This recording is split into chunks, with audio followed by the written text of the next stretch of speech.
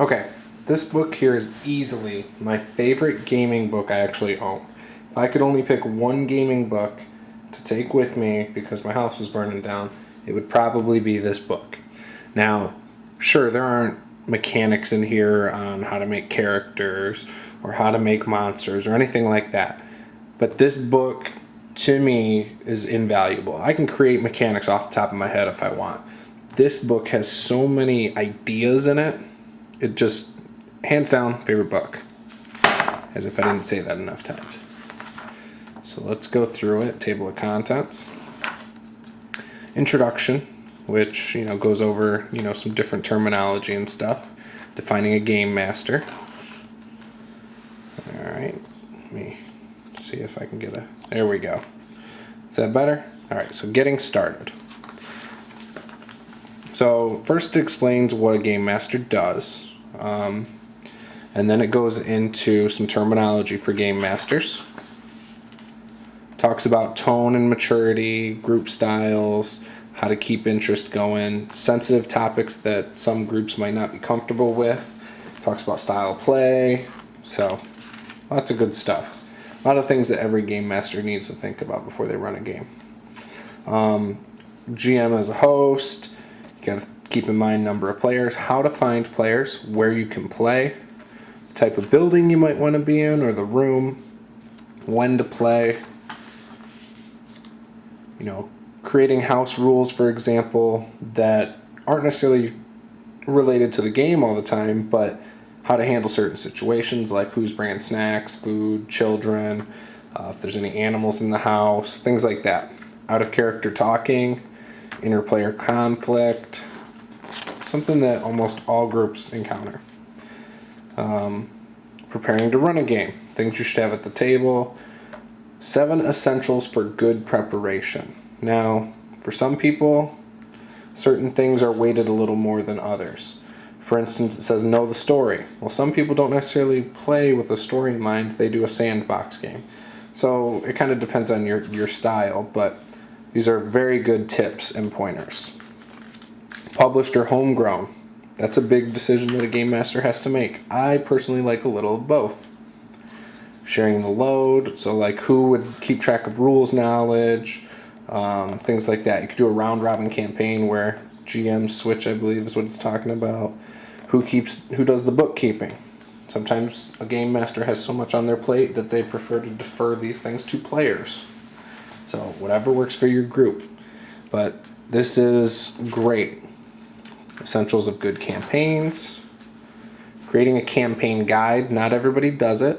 I personally like to. I like to keep it on Obsidian Portal for my games. Some people like to do it on paper. I also keep it on paper before I put it on Obsidian Portal. I'm going to try giving this Facebook secret groups a shot with this, with my Pathfinder game. But I'll probably resort to putting it on Obsidian Portal also. Running a game. So how to run a game. GMing style choices. And this is interesting because I wanted to do videos on these things, but miniatures versus freeform or theater of the mind. In character versus out of character. GM tracking, player tracking. Taking back mistakes, so like mulligans and stuff. Pre-game prep. Running the game. Example of play, which I think is always good for newbies. The art of GMing. And this is a big one right here. Follow the player character's lead. I think that's important. The illusion of free choice. I think that's a good one to keep in mind as well, especially if you do like to run story-driven type of games. Give the illusion of choice. Okay? Don't railroad them right into the adventure all the time. Make them think that they did things and that's what they ended up doing. GM is actor. Presentation, handouts and props, music, lighting. I haven't really toyed with the idea of music before. However, I found a couple sites that do music for gaming pretty well, so I might try those soon. I don't really play with lighting that much. And then attention and distractions are pretty important. Try to keep the distractions out of the game, so if there's children around, get them occupied with a movie in the other room and snacks, whatever they need to Keep them out of your hair. I think that's really important. So it goes into some more things. Foreshadowing, cheating, also known as fudging rolls. The science of GMing.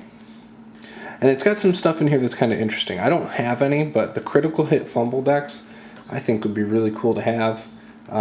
It sounds like it would add a lot of flavor to the game. So, I don't know, just some cool things that you don't necessarily need, but definitely help. Face cards, item cards, initiative tracker. And this Sunday I'm going to try and run the game without a lot of props at the table. I'm just going to keep it simple with a sheet of paper and telling the players when it's their turn. So I'm not going to do initiative cards this time. I'm not going to have spell cards yet.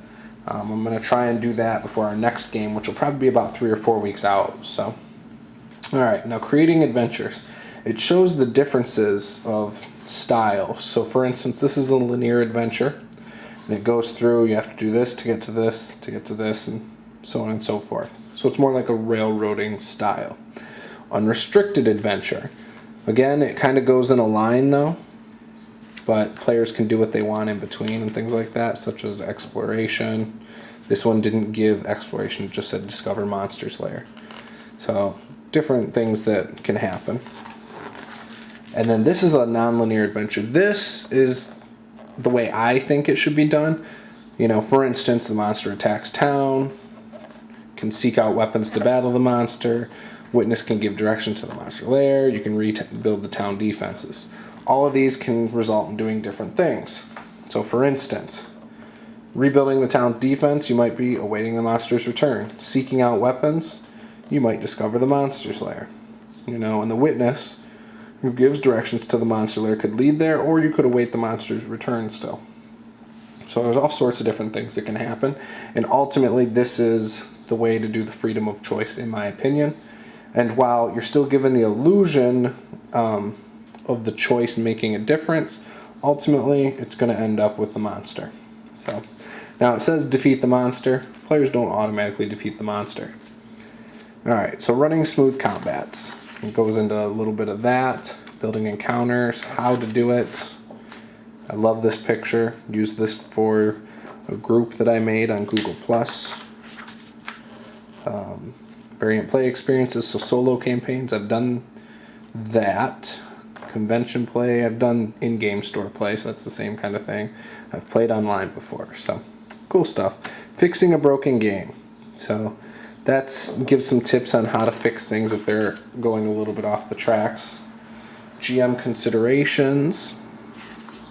So for instance, how would you handle invisibility, flying, teleportation, evil detection, things like that. Emergency game prep, total party kills, and this is all just tips so far. I mean, this is all great tips. I could do videos on those all day long.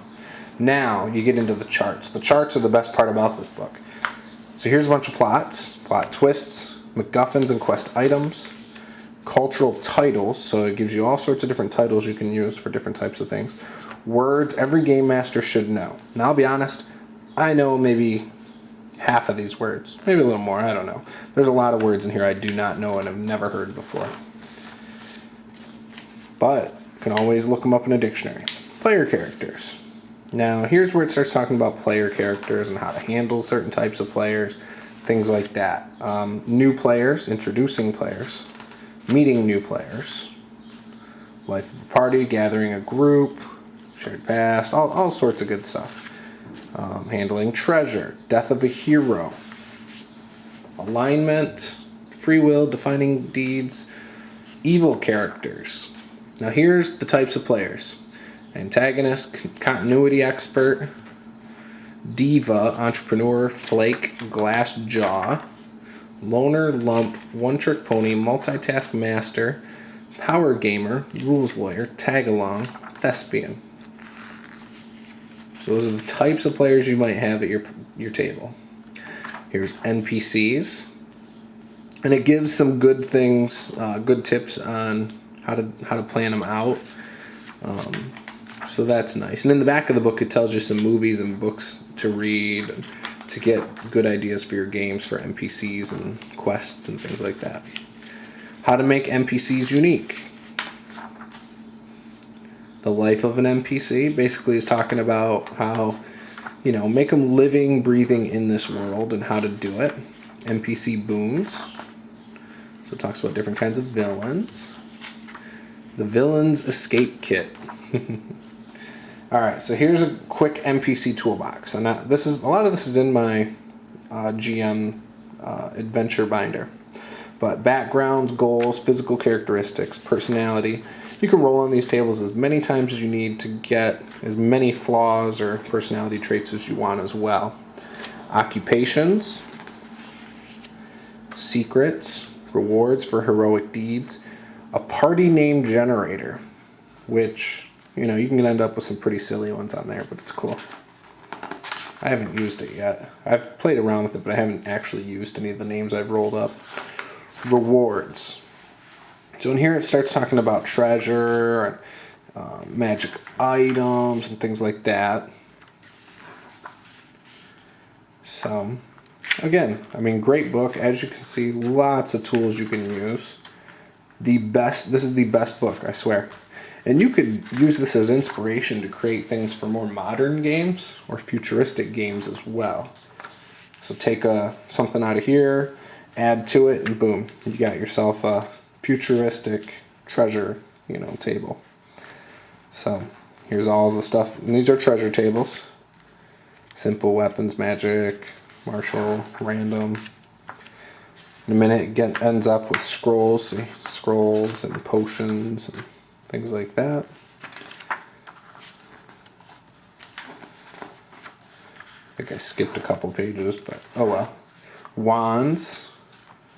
A lot of wands you can have. Now here it gets into world building. Again, I could do many videos just on this section of this book alone. And who knows, maybe I will one day. But it talks about how to do it, how to build a city, defining your setting, detailing your world.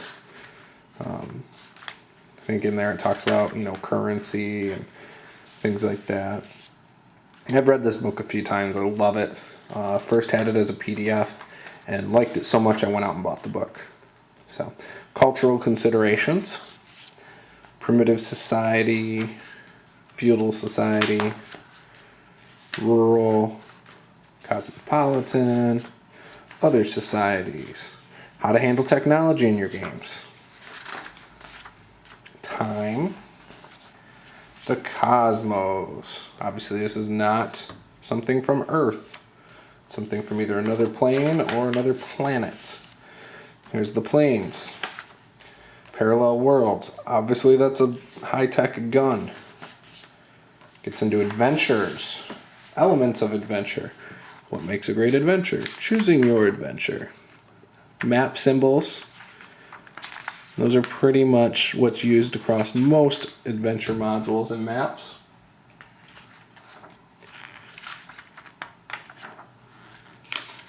A dungeon toolbox. A lot of these things you guys have seen in my adventure creation binder, like I said. I do use these tables quite often.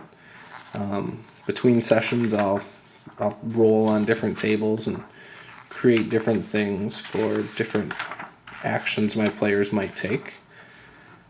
Astral plane.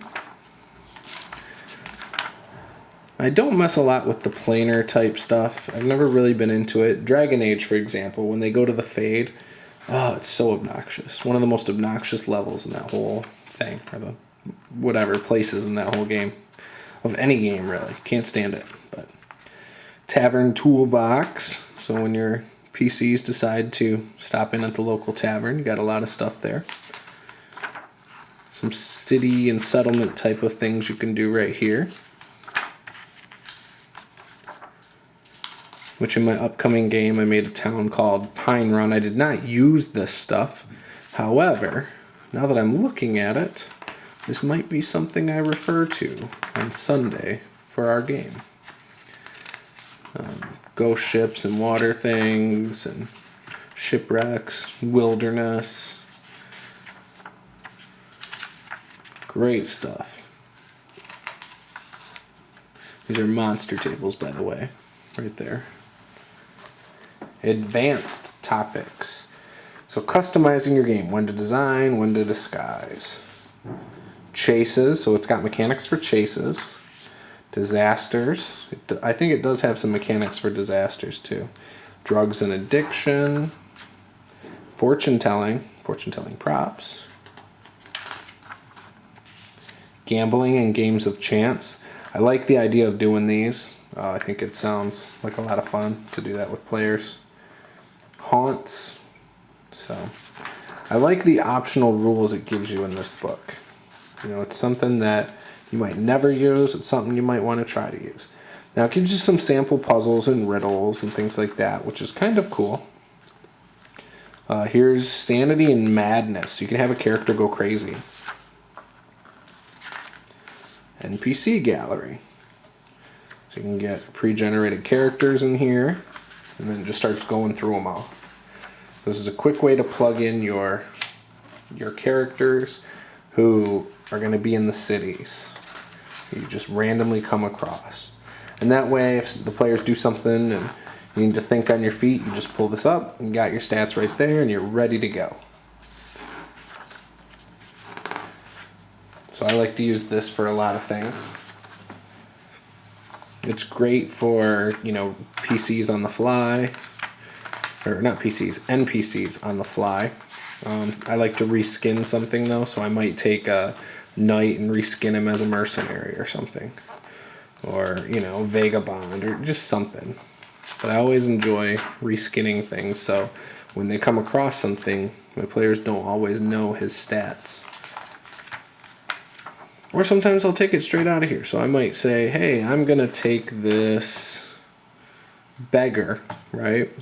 And I'm just going to make him awesome. So I'd up his armor class to like 16 because maybe he's really dexterous and maybe he got a ring of dexterity one time or something.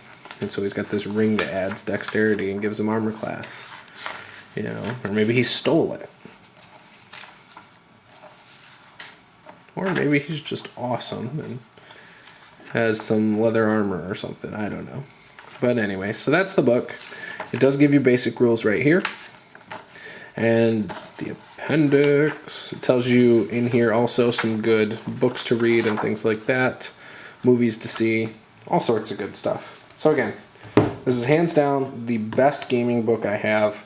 I think a lot of people might agree with me on this. At least they might say that this is the best Gamemastery book out there.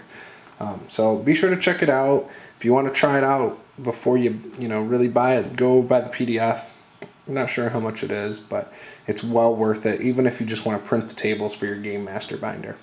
Highly recommend this. This is a 5 out of 5 star book. So that's it. Hope you enjoyed this edition of Flip Through Friday, and I will see you later. Have a great one. Be sure to like, comment, and subscribe if you aren't subscribed already, and please share this with all your friends. Thank you. Bye.